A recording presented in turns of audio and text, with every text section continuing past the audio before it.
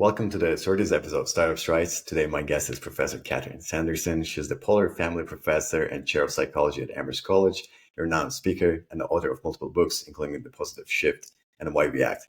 Professor Sanderson's work focuses on the science of happiness, emotional resilience, and psychology of courage and inaction, topics that couldn't be more relevant for young people navigating today's fast-paced and uncertain world. Professor Sanderson, thank you so much for joining me today. I always enjoy talking about psychology, so thanks for the invitation. I mean, it's special because Professor Sanderson was almost my professor when I was back at Amherst, but obviously I've heard a lot about your classes and your work, and it's genuinely an honor to have you on and to talk about this stuff. I guess before we delve into questions and talk about your expertise area, I always like to ask more like a personal question, personal background to hear what drew you to psychology in the first place and why you decided to focus on your specific niche, which is the happiness and emotional resilience. So the field of psychology historically has focused on negative things. So, phobias and depression and neuroses, and so on. So in all honesty, the field of psychology, when I took it way back when in college, didn't examine issues of happiness and emotional resilience at all. So that's actually a really new area that I've come to over time. So I'm going to answer this in sort of two parts. So one, what drew me to psychology was I found myself in college much more engaged in classes and disciplines that I could see this matters.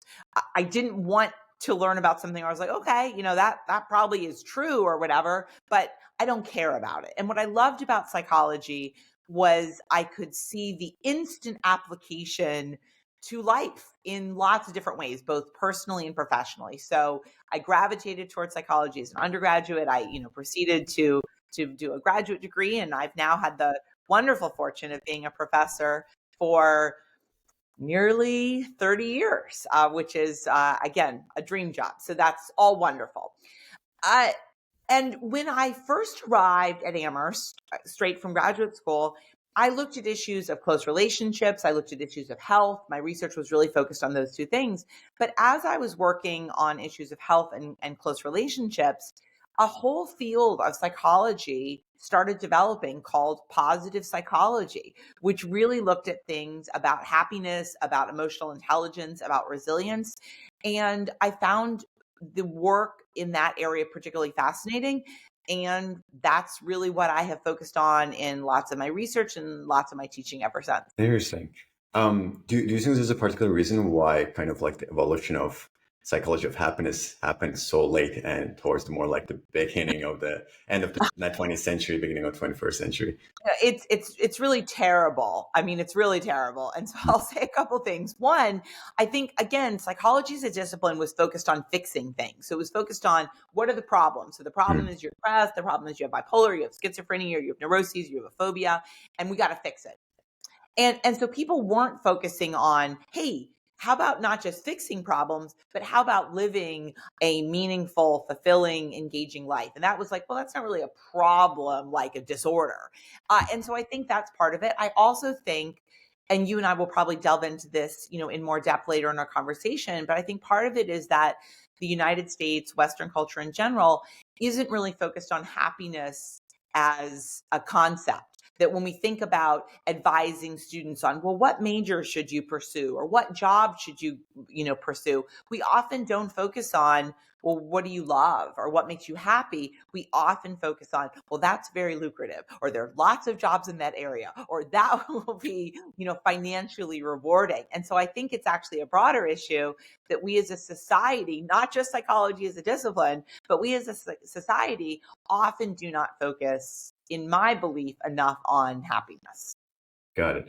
Obviously, you've done very extensive research on the area, and you mentioned yourself that you've started very much at the beginning when the research area was just emerging. So you've seen the evolution of the field as well.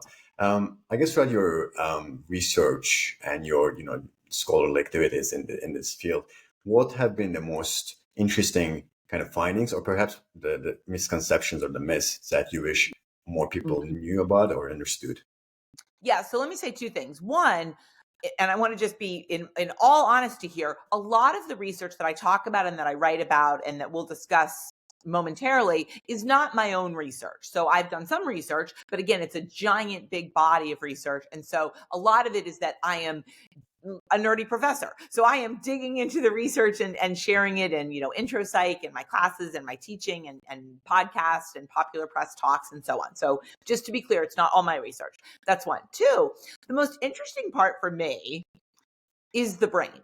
So when I took intro to psychology in the spring of 1987, people were like, you have a brain, and that probably determines things like how you see, or whether you have a hearing impairment, or whether you are colorblind, or just really sort of basic things. And we did not know, we as a field did not know much about the brain.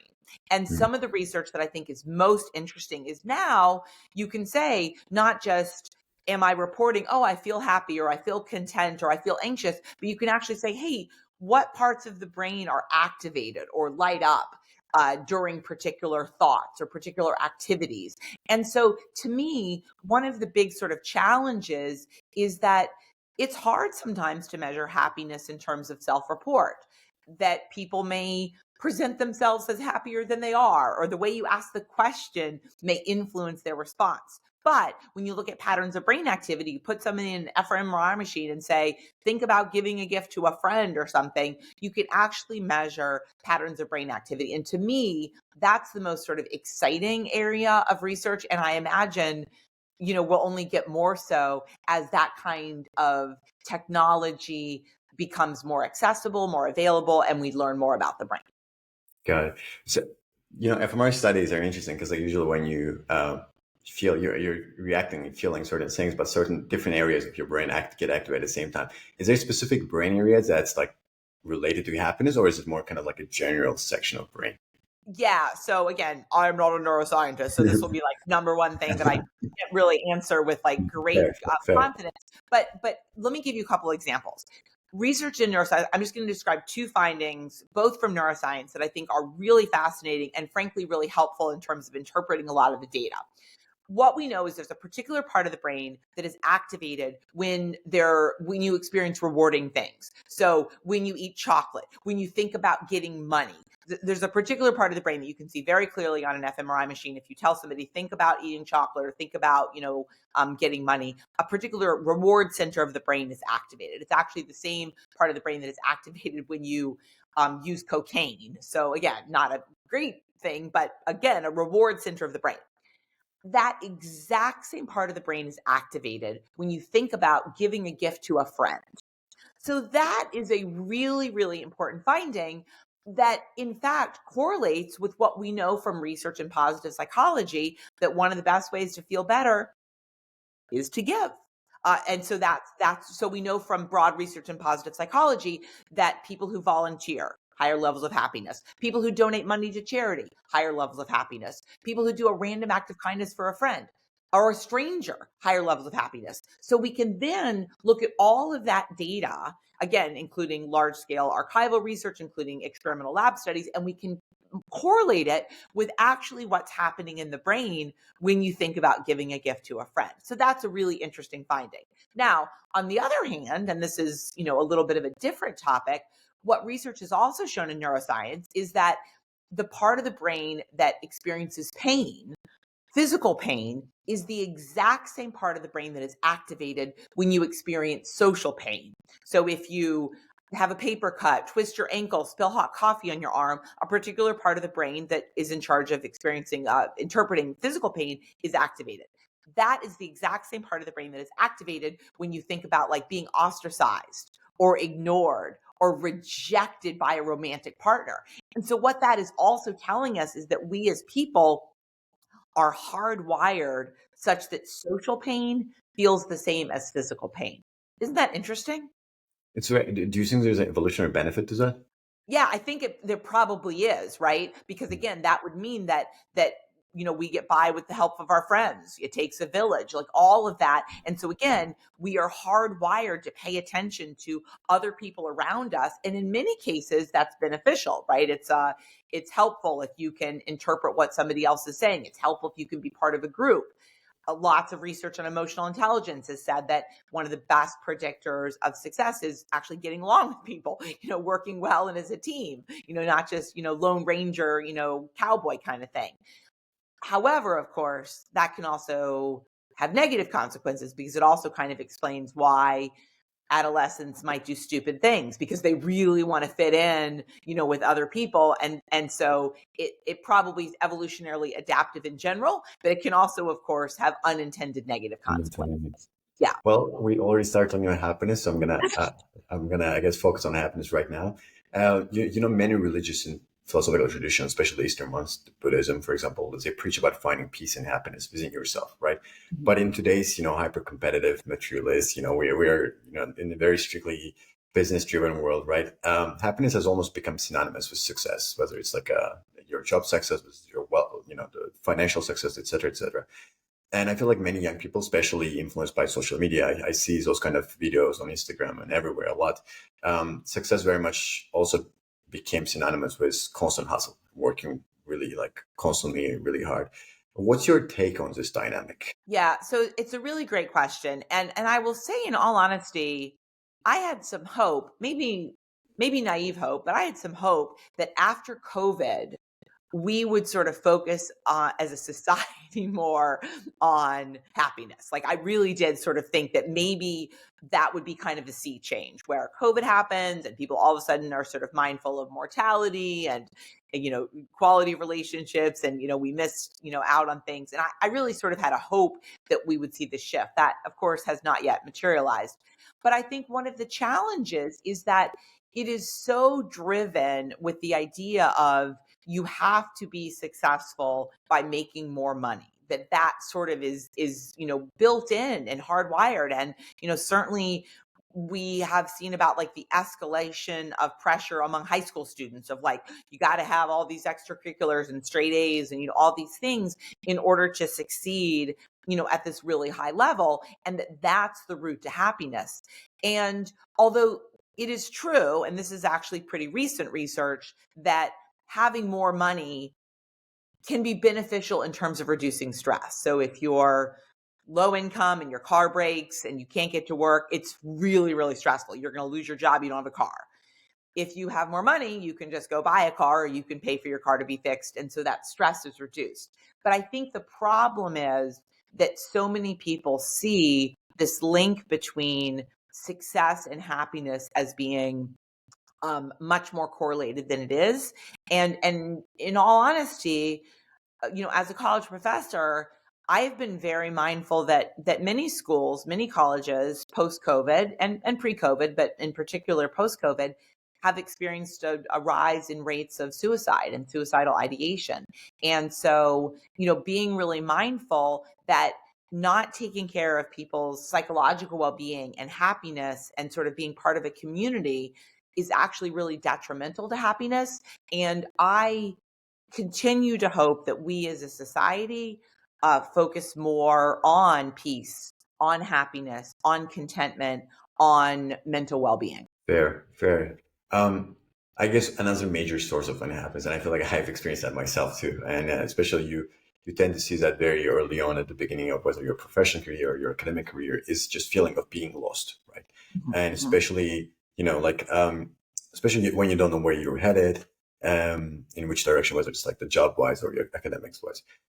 What does the science of happiness tell us about finding fulfillment well when you're dealing with uncertainty, when you don't know where you're going? Yeah. So that's a great question. And actually, I'm gonna answer the rest of the first question that you asked me, the last question you asked me that I kind of ignored, because I think it actually really relates to this part, and that is the role of social media. So there's a wonderful quote that I say all the time, which is a Teddy Roosevelt quote, which is, "Comparison is the thief of joy." And I think one of the challenges is that social media makes it look like everyone else has their stuff together, that everyone else is thriving. That they're taking great vacations and they look good. And, oh, I'm so honored to be nominated for this award, or I'm so proud, and flattered to be, whatever. And what we don't talk about are the failures and the uncertainty, that we don't talk about it. And so to me, those are kind of parts of the same coin, because I think that feeling uncertain is stressful. We know that feeling uncertain is stressful. Not having answers is stressful. People really don't like waiting. It's one of the reasons, frankly, why COVID was so uncertain, because people didn't know when it was going to end. When am I going to be able to get on a plane again? When am I going to be able to go to a Starbucks again? When am I going to be able to take off my mask? When am I going to be able to, whatever, return to normal life? And so that lack of certainty was very, very unpleasant for lots of people. But what was different about COVID was we were all in the same boat.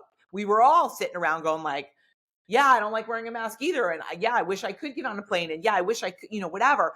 And so in that sense, we were all in a difficult space and it was all uncertain, but we weren't alone. And I think the challenge is that many people are struggling. Many people are struggling and lost. Many people are. And yet they don't think other people are. So I constantly have college students in my office, and sometimes recent graduates. I mean, I pretty regularly hear, frankly, from my former students that are, in their mid 20s, like, I might want to do this, or I started this and I don't really like that job. And can I pick your brain and, whatever. And they're feeling lost. But the key is what they think is that it's just them. They think everyone else is just, thriving, in that way, and they're not. And so I guess what I would really like to emphasize is that people don't talk about being lost. People don't talk about being uncertain. People don't talk about the bad stuff. I have a little newsletter. I have a Substack called How to Feel Better that goes out on Thursday mornings. And sometime in the fall, I wrote a Substack about how my husband, who's a lawyer, had been fired. And with his permission, like, he like vetted it and, whatever, but I talked about it. And I talked about how it was, unfair and wrong. And, he was suing and, it was unpleasant and all this stuff. But so many people reached out to me after, friends and strangers, and they were like, oh my God, like, I've been fired, or my husband has been fired, or, our son was fired, or, whatever. And thank you so much. And it was just this, all of a sudden, all of these people who were like, I'm thinking about you and you're not alone. And so to me, one of the key findings, that I think is the most important in the field of psychology is that we talk about the good, we don't talk about the bad. And it doesn't feel so bad to be lost and uncertain if you don't feel you're lost and uncertain alone. Does that make sense? Makes perfect sense. I guess to follow up on that, I'm curious. There's not a rule on social media that says you have to post the best things, right? But like we intrinsically desire to post to just showcase the best things about our lives, whether it's the traveling, why do we have such desire? Yeah, well, and I think so. I often say I am old enough that I'm lucky that when I was in high school, I never had to see pictures of parties I wasn't invited to. Okay, so you get that, right? Like, you get that. And Yeah. and here's the thing, like, we choose how we use social media.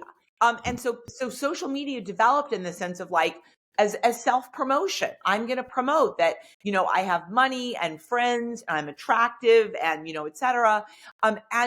But that's an option and it's not a requirement. And I posted something literally on social media on my Instagram. I think in November, I literally cried in a Dunkin' Donuts. I was in line in a Dunkin' Donuts. I was having a difficult conversation with my dad, who is 80 and was hospitalized and was in a lot of pain. And it was a difficult conversation.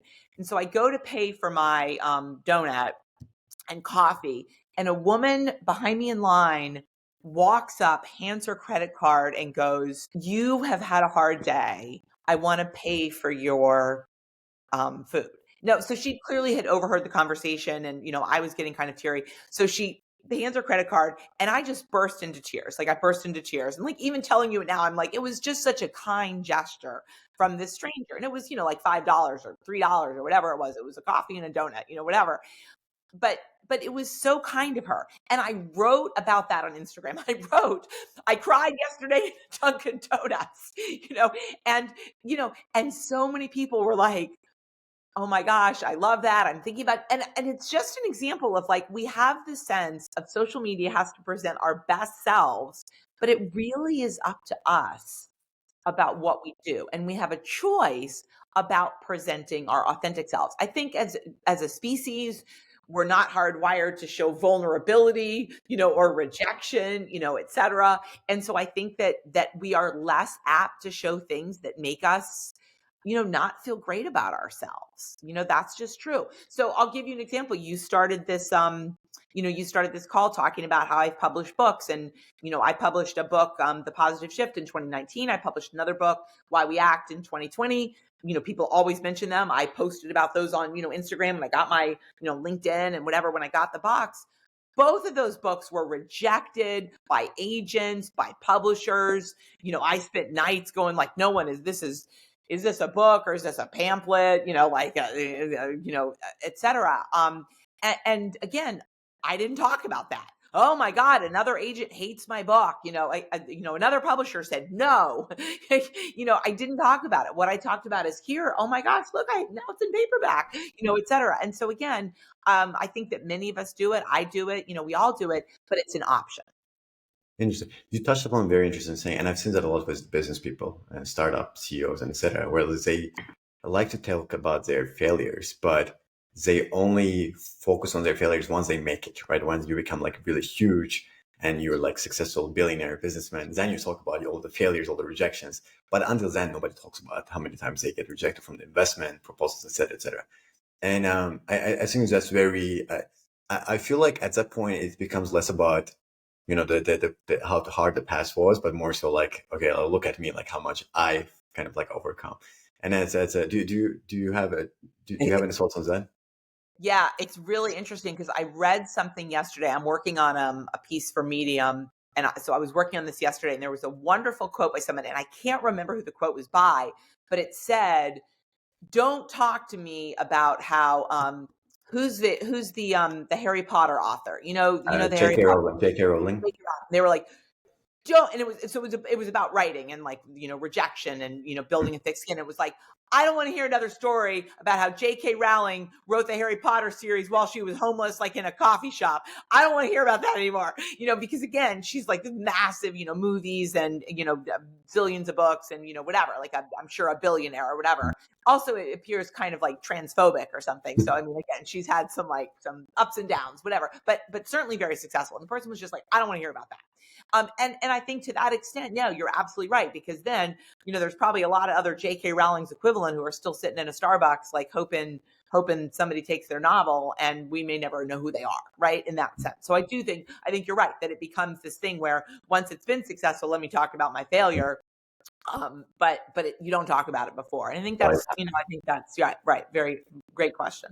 I don't have any knowledge about that, but I'm curious because, like, as a guy, I feel like I'm more exposed to the guy side of things. I mean, the male side of things, male psychology, male kind of struggles, and etc. And you tend to see more depression. I feel like among guys and it's personal observation. It's not a statistics, not the data. And I wonder what contributes to such kind of like gender differences. There because like guys also say like when I talk to my friends, they're like, oh yes, there's a strong mental health stigma, whatever. But I feel like also we actively contribute to that ourselves as males, and we don't really let like people to talk about it. It's not like there's some entity that's preventing us to talk.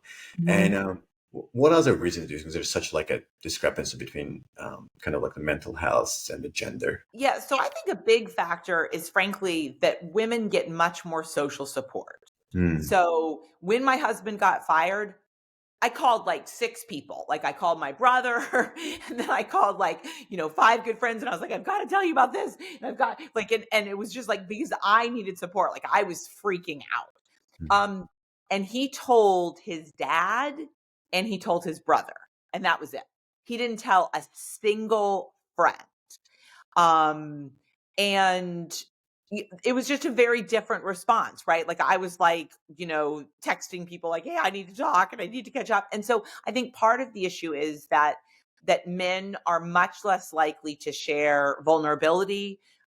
There's interesting research. I teach a class in a seminar called Close Relationships, in which we, really dig into differences in gender and love and, romance and attraction and satisfaction, et cetera.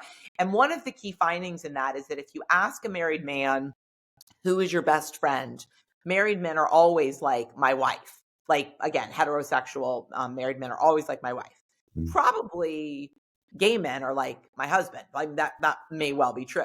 But if you ask women, who is your best friend? They never say my spouse. They're like my best friend. Like they're like, it's a dumb question. And so I sort of look at that in the distinction in that women really talk to women. And interesting research in close relationships also suggests that everybody benefits from being married to a woman. Everybody benefits from being married to a woman. That's always what you're going for. And so, and I think that's in part because, women are probably socialized differently. Women may be, better listeners. People may feel more comfortable expressing vulnerability to women, et cetera. But basically, I think, I look at this real gender difference in terms of social support. And that, of course, kind of relates to what we've talked about before, right? Like being part of a community, feeling like you have people you can talk to and so on. Got it. So just to tie things together, some of it seems to be internally driven, right? And some of it seems to be external. So do you think what percent, I mean, obviously there's not like a specific number, but like what percentage of happiness is essentially a choice and it resides within, and how much of it is just external factors that we should strive to optimize? And how should we differentiate between the short-term kind of gratification and happiness versus the long-term happiness? Yeah, that's a great question. So actually, there is a number, and that number is 50%. So what the research would say is that about 50% of our happiness is determined by probably our genes, but personality, genes, brain structure, all of those, of course, may be interrelated. And that basically means that some people have a head start on finding happiness. So happiness is easier for some people to find than for others. And about half of happiness is, in a sense, up to us in terms of a choice. And so what I like about that finding is that it does mean that some people have a head start on finding happiness, but it also means that 50% of your happiness is up to you. And that's something that you can do something about. And earlier you sort of asked about how I gravitated towards this. I think honestly, also, for me, I am not someone who is a naturally happy person. And in fact, I think if I was someone who's a naturally happy person, I probably couldn't really write and talk about this very well, because it would just be like, like telling somebody how to breathe. Like it'd be like, be happy. Like, just like keep exhaling and inhaling. Like it wouldn't really be possible. So I have, a pretty long family history of depression, of bipolar, of addiction, substance abuse, all of which sort of suggests that probably genetically I don't come by the sort of natural happiness resilience gene. And that I think really has led me to be motivated to sort of understand, okay, can't control my genes, can't control my family history or predisposition. What I can control is how I spend my time. And so I am very, very deliberate about how I spend my time, because I know the research and because I know that I need to do that in order to be happy. It's not going to happen for me accidentally. Got it. It's very informative answer. Thank you, Professor. I guess going back to just like, we talked about a bit about ambitions and like really comparing yourself to others. I think ambition is good, right? Like it pushes us to work harder and to aim higher. And, ambition leads us to places like Amherst, right? We end up at Amherst for a reason. But then, and I'm talking from personal experience too, when you end up, when you keep pushing for and aiming for higher and higher, you end up in environments where you're surrounded by like-minded individuals who are also working really hard, are very ambitious and very often way more talented and smarter and set up than you, right? And I feel like those environments, and then you start like developing this feeling of self-doubt, and you end up facing more and more failures and rejections and etc. And I feel like different people react to that differently, right? Like some people really feed off that and energized by that, and so just keep working harder, and some people just feel defeated.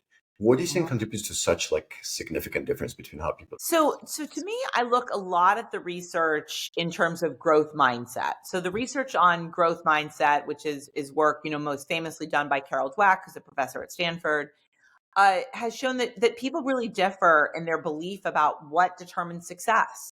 And so there are people that think, well, if you're successful, then that's because you're just naturally smart or naturally extroverted or naturally athletic or naturally musical or naturally good writer or like, whatever it is. Like that's what you got. And then there are other people that really think, well, I can get better at something through effort, through hard work. And so to me, it's really about the difference between a fixed mindset and a growth mindset. There are people who say, boy, this bad thing happened.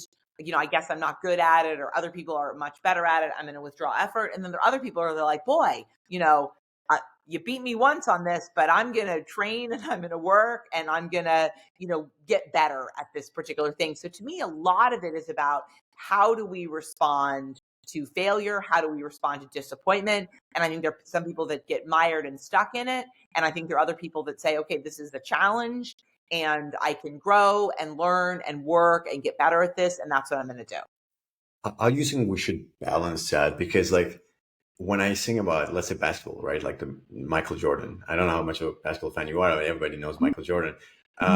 I personally think like no matter how much you work, you'll never become Michael Jordan because that man had intrinsic talents and intrinsic drives that was just surpassed everybody and everything else, right? But then also you can't just give up and be like, you know what, I'm not going to do anything and just that's it. I'm not.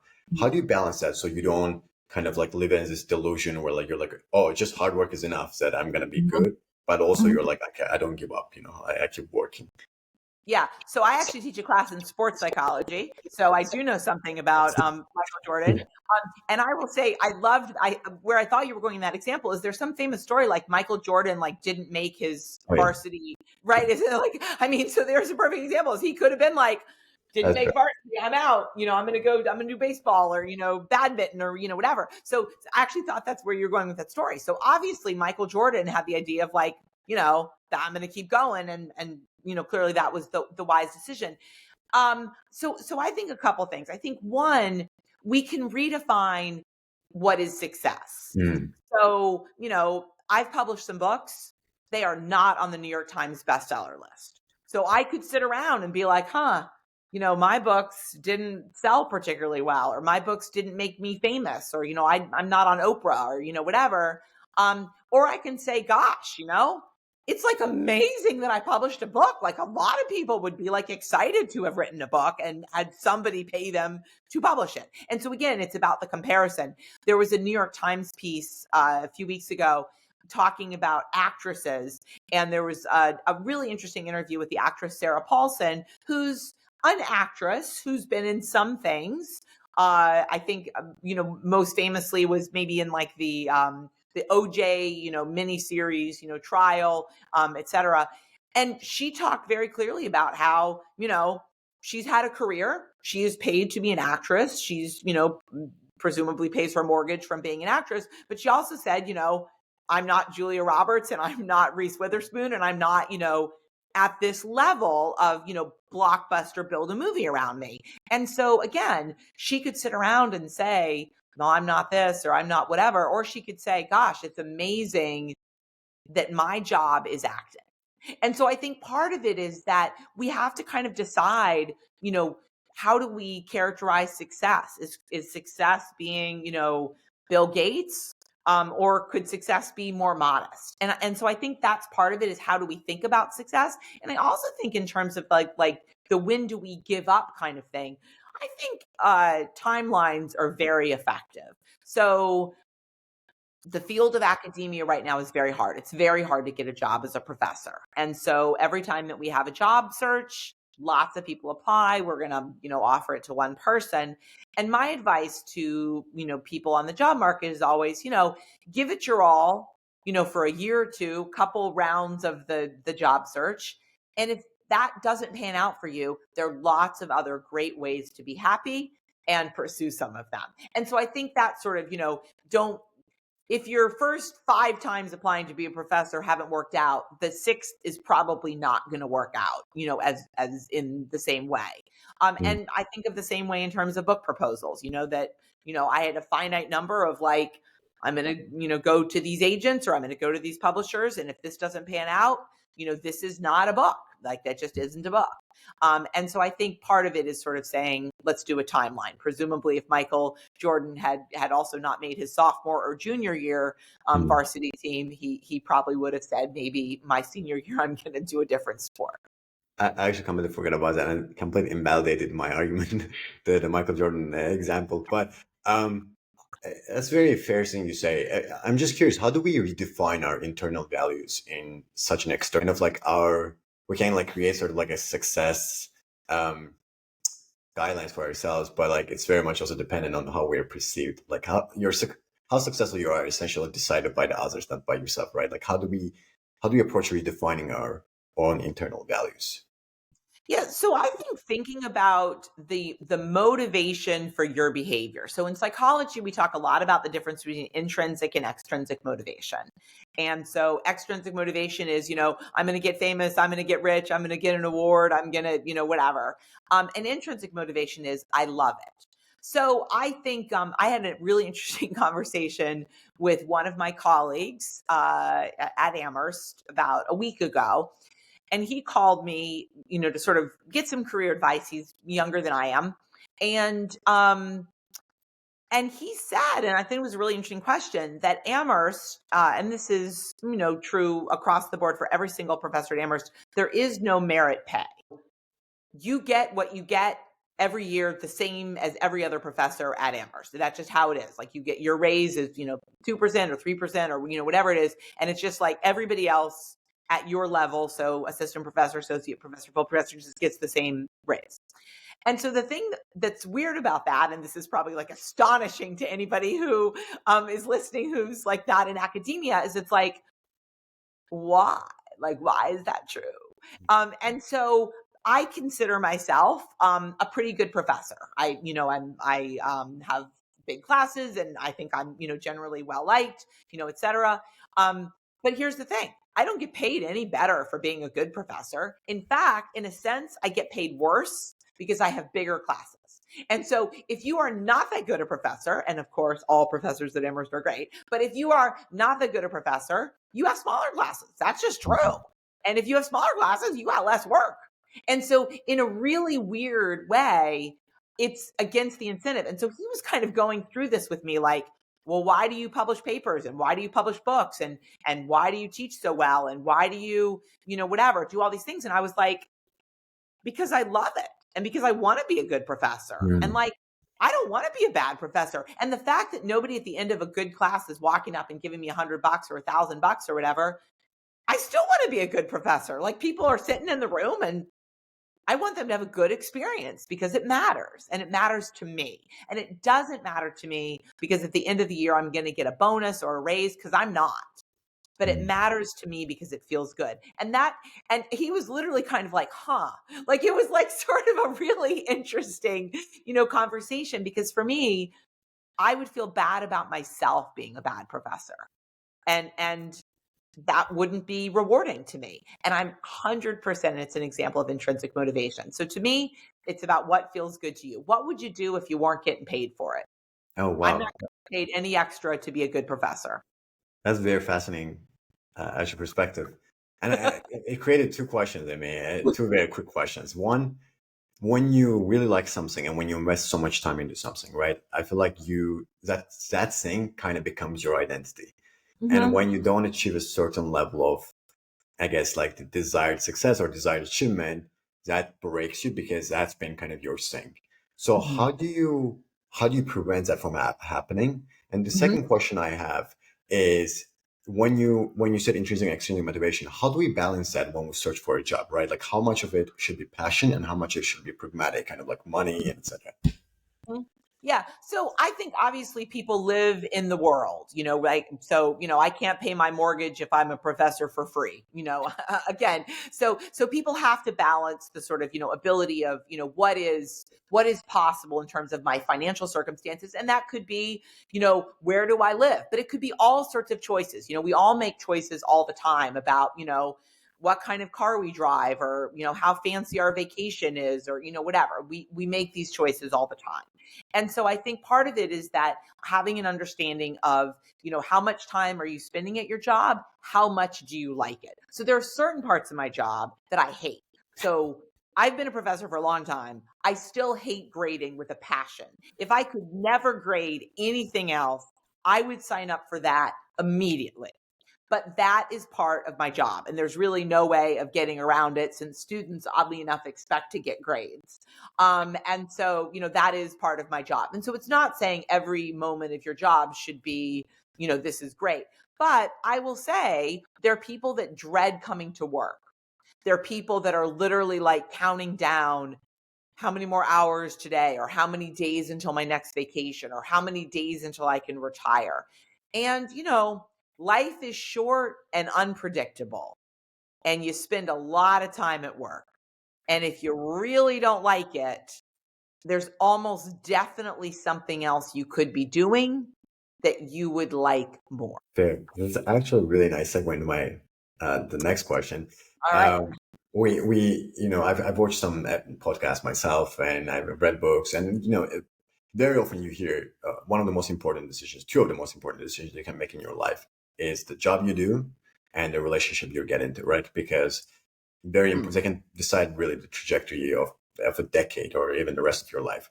And I feel like because those kind of decisions can also create this kind of subconscious fear and subconscious dot where you start questioning whether this person or this job is truly the one, right? And we are add to that the abundance of the choices in both the dating market and the job market. Many of us feel very overwhelmed or paralyzed. How can we deal with this decision paralysis, and how do we balance risk-taking with stability, and essentially like how and when should we act? Yeah, that's a great question. So I'm going to say two things. Number one, I'm going to a little bit shift your answer. The most important decision you can make is who you marry. End of story. The most important decision you can make in terms of your life happiness is who you marry, or who you settle down with as a long-term romantic partner. Single best predictor of happiness is your romantic partner. So that's number one. But number two, you're absolutely right. The job matters a lot. When you look at regret in psychology, people have more regrets about things they didn't do than things they did do. So people regret, oh, I should have told that person that I liked them, or I should have asked that person out. I should have tried to make that work. I should have applied for that job. I should have taken that chance and done, whatever it is. So when you think about regret, think about regrets of inaction, which haunt people much more than regrets of action. And I think one of the reasons for that is that if you act and it doesn't go well, at least you're not left with what if? What if? And the what if really drives people nuts. So my middle child, I have 3 children, graduated from college a year and a half ago, almost 2 years ago now. So 23. He graduated in May of 23. And he cast a wide net. Again, my advice as a professor for all college students is cast a wide net. Let's see what your options are, whatever. So he cast a wide net, graduate programs, jobs, internships, range different industries and fields. One thing he applied for was the Peace Corps. And I was like, sure, cast a wide net, whatever. Anyway, he's now in the Peace Corps. He's in the Peace Corps in Peru. And as a mom, I really wish he was not in the Peace Corps in Peru. Like it's a 27-month experience. It's a long way away, et cetera. I'm nervous, pretty much all the time now. But when he took it, he said to me the following: if I turn it down, I will regret it the rest of my life. And I think he's right. And it has been life-changing. He's now, fluent in Spanish. That was one of his goals for doing it. And it's been life-changing. It's been absolutely life-changing. We had the opportunity to visit him in Peru last month, in December, which was, wonderful to see him there. And it's been life-changing. And so no one does the Peace Corps to get rich. It's not a investment banking job. But it's been life-changing. And so to me, when you're thinking about what to do, what not to do, that's the best piece of advice that I can give is don't have regrets of inaction. Don't have regrets of things I wish I'd done. And that's true romantically, and it's true professionally. Got it. This conversation has been full of wisdom and insights, Professor. We're getting towards the end of the episode, and I wish I could talk to you longer. I guess one of the things is that you've written and talked about art of aging well, right? And I feel like very often when I talk to older people, they tend to be very wise, but also they have the benefit of the hindsight. And I feel like you don't realize that until you get to that age, right? What kind of lessons from older generations do you think young people like myself can apply to our lives today? Yeah, so that's such a thoughtful question. So I think that what we know from research on aging is that there are lots of choices that we make right now in our younger years that have lifelong effects. So I say to my children, my 3 children, I say all the time, you need to exercise. You need to exercise. And they're like, I'm fine. I don't have enough time. I'm busy. Da, da, da. But what we know is that people who exercise experience lots of benefits in terms of aging well, in terms of being strong, in terms of being fit, in terms of less being at risk of falling, et cetera. We also have lots of research now, again, turning back to our neuroscience conversation that we sort of started with, we have lots of evidence now that exercising helps stave off dementia. So that actually it's activating the brain. And some of that research was originally actually done with mice. And so one of the big pieces of advice I have, to young people all the time is young people often do not make time for exercise because young people are healthy and they're generally fit. And they're like, I don't really need to exercise. I'm a normal weight and, whatever. But having an exercise habit is one of the key things, that is predictive. And then the other thing that you and I have talked about, get your network. Have 2 to 6 people in your life. These could be friends, it could be neighbors, it could be colleagues, it could be family members, it could be romantic partners, but build your network that prioritizing close relationships and physical fitness is going to pay off as you age, that those 2 things are extraordinarily predictive of people who age well. Got it. Very fair. And I guess to wrap things up, my question is, what are some small and actionable changes anyone listening can make today to start building a more happier and emotionally resilient life? Love that question. Love that question. As I often say, we all benefit from more happiness in the world. So I'm going to say 2 things. One, anyone who's interested, I have this totally free Substack called How to Feel Better. And every week I write 500 words. It's like short. It's like very bite-sized. I write 500 words based on empirical scientific research. So it's nerdy. About what the research would say. And I talk about lots of things, including some of the things that we've talked about. So one, if anybody's interested, 500 words, Thursdays, How to Feel Better, Catherine Sanderson. So that's one. 2, happiness is not one size fits all. And so I say that lots of times because sometimes people will say, well, like, I meditate, and everybody like, I hate meditating, or, I run, I hate running. And so what I say to people is figure out for you what feels good. And it may not be the same thing that makes your neighbor, colleague, sibling, romantic partner, whatever, happy. However, 3 key things in the literature. 1, giving. We've talked about that before. Giving, volunteering, donating money, random act of kindness, all that stuff, very strongly associated with happiness. 2, spending time in nature, getting outside. That could be going on a hike, could be going on a walk, it could be looking at a body of water, it could be walking through Central Park, in an urban environment. It doesn't have to be like being in Wyoming or whatever, but being in nature is really important. And then the third thing, and I have to say this because it's just true, relationships, which we've talked about a lot, but really no one is happy if they don't have people in their lives who they trust and they can be authentic with and they can be real with. So those are 3 very consistent findings: nature, giving, people. Professor Sanderson, thank you so much for your time. It was a wonderful episode, very informative, and very the lessons that I'll probably myself use going forward. Again, thank you so much. I appreciate your time. Yeah, take care. Nice talking.